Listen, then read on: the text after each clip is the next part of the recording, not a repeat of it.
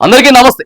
తెలంగాణలో స్థానిక సంస్థల ఎన్నికలు రాబోతా ఉన్నాయని చెప్పి ఊర్లో ఓ వారం 10 రోజుల నుంచి మస్తు అడావుడేది. కానీ ప్రభుత్వం ఇదంతా కూడా మళ్ళీ వెనక్కి వెళ్ళిపోయేటటువంటి ఆస్కారం.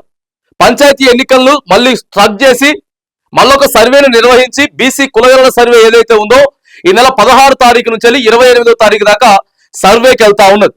బీసీల దగ్గర నుంచి ఎక్కడైతే పెద్ద ఎత్తున నినాదం వచ్చిందో ఆ నినాదాన్ని ఇది కరెక్ట్ కాదు, మా జనాభాని ఇంకా తేల్చాలి పర్ఫెక్ట్ గా అని చెప్తే మళ్ళా సర్వేకి వెళ్తా ఉన్నది ప్రభుత్వం. ఇక 2 నెలలు మాత్రానికి ఇప్పటికే స్థానిక సంస్థల ఎన్నికలు జరిగేటటువంటి ప్రయత్నం అయితే ఎక్కడ కనబడట్లేదు. 10th క్లాస్ ఎగ్జామ్స్ ఉంటాయి, ఇంటర్మీడియట్ ఎగ్జామ్స్ ఉంటాయి, టీచర్లు అంతా బిజీ అయిపోయినారు, స్కూళ్ళు కాలేజీలన్నీ కూడా మార్చి ఏప్రిల్ మొత్తం బిజీగా ఉంటాయి. కాబట్టి మరి ఇక మేలో జూన్లో స్థానిక సంస్థల ఎన్నికలు వచ్చేటట్టు కనబడుతూ ఉన్నది. ఈ అన్నిటి కూడా ఒక ఎత్తు అయితే, వీటన్నిటికీ ఒక ఎత్తు అయితే ప్రభుత్వం ఎన్నికల్లోకి పోకుండా ఎందుకు మరి వెనకడుగు వేసింది అనేటటువంటి విషయాన్ని మనం చూసుకున్నట్లయితే ప్రధానంగా సోషల్ మీడియాలో కానీ లేకపోతే సీనియర్ రాజకీయ విశ్లేషకులు కానీ సీనియర్ జర్నలిస్టులు కానీ చెప్తున్నటువంటి మాట ఏంటి అని అంటే, ప్రభుత్వం ఒక రిపోర్ట్ని ఒక సర్వేని చేయించుకున్నది. రేవంత్ రెడ్డి గారు ఒక సర్వేని చేయించుకున్నారు. దాదాపుగా 50 నియోజకవర్గాలలో సర్వే చేయించుకుంటే మనం గెలిచేటటువంటి ఆస్కారాలు లేవు. జెడ్పీటీసీలు, ఎంపీటీసీలు, సర్పంచ్లు అన్ని కూడా మన పార్టీకి ఎక్కువగా వచ్చేటటువంటి అవకాశం లేదు అనేటటువంటి ఆ రిపోర్టు రేవంత్ రెడ్డి గారి దగ్గరికి రిపోర్టు. మరి దాన్ని చూసి శాఖ అయినటువంటి రేవంత్ రెడ్డి గారు దాన్ని చూసి కొంత మరి మన మీద వ్యతిరేకత ఉంది అని చెప్పి రేవంత్ రెడ్డి గారు మాట్లాడుతున్నట్లు కూడా సోషల్ మీడియాలో వినపడుతున్నటువంటి ఒక చర్చ. ఎన్నికల కంటే ముందు మనం ఎన్నో మాటలు చెప్పినాం ప్రజలకి. ప్రధానంగా ఇక తులం బంగారం ఇస్తామని చెప్పినాం, స్కూటీలు ఇస్తామని చెప్పినాం, పెన్షన్లు పెంచుతామని చెప్పినాం, ఓ మస్తు ముచ్చట్లు చెప్పినాం. ఇక మస్తు ముచ్చట్లు చెప్పినాం కానీ మరి చేయలేకపోయినామని చెప్పి పెద్ద ఎత్తున ఇలా ప్రజలు అడుగుతా ఉన్నారు. అందుకే మనం స్థానిక సంస్థల ఎన్నికలకు పోవద్దు.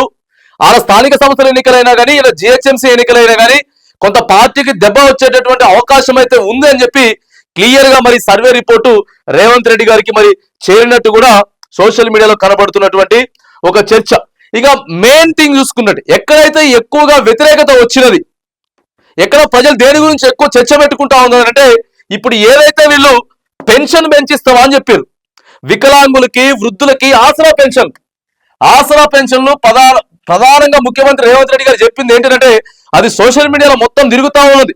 అమ్మ ఇప్పుడు పెన్షన్ ఎంత వస్తున్నది, ఇప్పుడు పెన్షన్ కేవలం ఈ చెప్పిన మాట ఎప్పుడంటే 2023 నవంబర్లో చెప్పినటువంటి మాట. అమ్మ ఇప్పుడు పెన్షన్ ఎంత వస్తున్నది, కేవలం 2016 వస్తున్నది.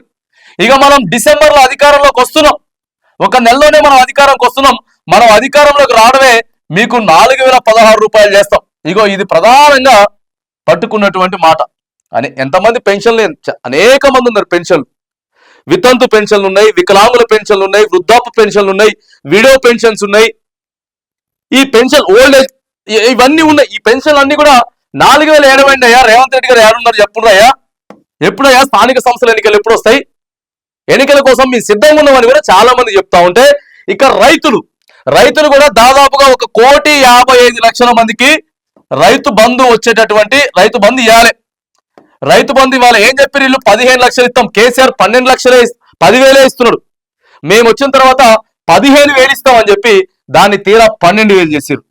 12,000 చేసింది కాకుండా పోయినసారి పంట ఎగ్గొట్టిండ్రు. రైతులంతా కూడా గుర్తు పెట్టుకొని ఈ వేసేటటువంటి 12,000 కూడా వేయండి బాబు అని అంటే, స్థానిక సంస్థల ఎన్నికలు పెట్టుకోలే మళ్ళీ ప్రభుత్వం.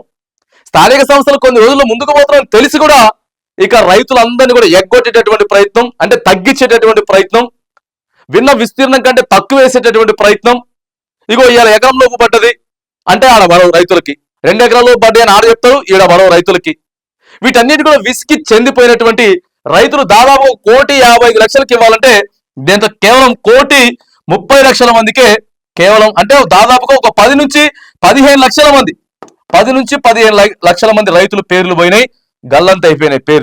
పేర్లని గల్లంత అయిపోతే కేవలం ఇక మీరు స్కూటీలు కావాలనో, తులం బంగారం కావాలనో, లేకపోతే మీరు చెప్పినటువంటి పెద్ద ముచ్చట్లు ఏవైతే ఉన్నాయో, ఇక సాధ్యం కానటువంటి, అమలు చేయలేనటువంటి హామీలు ఏమన్నాయో వాటి గురించి ప్రజలు అడుగుతలేదు. ప్రధానంగా ఇక్కడ ఉన్నటువంటి ఆసరా పెన్షన్లు పెంచిస్తామని చెప్పిర్రు. ఆ తర్వాత ఇక్కడ రైతు భరోసా పెంచిస్తామని చెప్పిర్రు. ఖచ్చితంగా ఇవ్వకపోక దీంట్లోనే కొర్రీలు పెట్టేటటువంటి ప్రయత్నం చేస్తా ఉన్నారు. సార్ ఇగో వ్యతిరేకత వస్తా ఉన్నది, మన మీద మనం ఇప్పుడే ఎన్నికలకు పోవద్దు. ఈ రెండింటికి తోడు ఇక బీసీ, ప్రధానంగా బీసీ కులగణన ఈ అందరికి తెలిసినటువంటి విషయమే. రాష్ట్రంలో ప్రధానంగా ప్రస్తుతం ట్రెండింగ్ లో ఉన్నటువంటి చర్చ ఏంది అంటే బీసీ కులగణన చర్చనే. అప్పుడేమో మాది 51% గా చూపించారు, ఇప్పుడు కేవలం 46% గానే చూపిస్తున్నారు. ఇంతమంది బీసీలు యాడికి పోయారని చెప్పి బీసీ ఉద్యమం కూడా నడుస్తున్న నేపథ్యంలో ఇప్పుడు మనం సర్పంచ్ ఎన్నికలకు పోతే అక్కడ ఎఫెక్ట్ పడేటటువంటి అవకాశం ఉన్నది. అట్ ద సేమ్ టైం ఆ ఎఫెక్ట్ పడ్డదంటే ఇక్కడ మళ్ళీ జిహెచ్ఎంసీ ఎన్నికలు జరగాలి. ఓ 10 నెలల తర్వాత జిహెచ్ఎంసీ ఎన్నికలు జరగాలి. కాబట్టి ఈడ కూడా దెబ్బయ్యేటటువంటి ఆస్కారం ఉన్నది అని చెప్పి రేవంత్ రెడ్డి గారికి మరి సర్వే రిపోర్ట్ అందిందని చెప్పి ప్రధానంగా సోషల్ మీడియాలో వినపడుతున్నటువంటి చర్చ. మరి ఇక చూడాలి ఈ రిపోర్ట్ ని ఎట్లా ప్లస్ గా చేసుకోబోతున్నారు. మళ్ళీ 16 తారీఖు నుంచి వెళ్ళి 28వ తారీఖు దాకా సర్వే చేసి మళ్ళీ బీసీ జనాభా ఎంత చూపెట్టబోతా ఉన్నారు.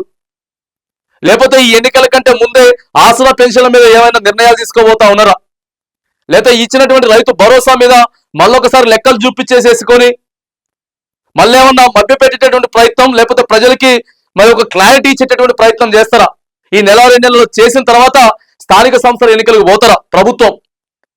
ఇప్పుడున్నటువంటి పరిస్థితుల్లో మాత్రానికి, ఇప్పుడున్న సర్వే రిపోర్ట్ ప్రకారం మాత్రానికి మనం ఎన్నికలకు పోతే మనకి ఇబ్బంది అయ్యేటటువంటి ఆస్కారం ఉంది అనేటటువంటి ఆలోచనలో ప్రభుత్వం ఉన్నట్లయితే ప్రధానంగా కనబడతా ఉన్నది. మరి దీన్ని ఎట్లా దీన్ని మ్యానిపులేట్ చేసుకోగలుగుతారు, ఎట్లా దీన్ని అది ప్రభుత్వంలో ఉన్నటువంటి పెద్దలంతా కూడా మరి వారి వైపుకి ఎట్లా మరలించుకునేటటువంటి ప్రయత్నం చేస్తారో వేచి చూడాల్సి అయితే ఉంది. ఈ సర్వే రిపోర్ట్ ని ఉన్నటువంటి సర్వే రిపోర్ట్ ని ప్లస్ గా చేసుకొని ఎన్నికలకు పోతారా, మరి లేకపోతే ఎలాంటి నిర్ణయాలు తీసుకోబోతున్నది రేవంత్ రెడ్డి గారి ప్రభుత్వం అనేది మరి కొద్ది రోజుల్లో వెయిట్ చేయాల్సినటువంటి అవసరం అయితే ఉన్నది.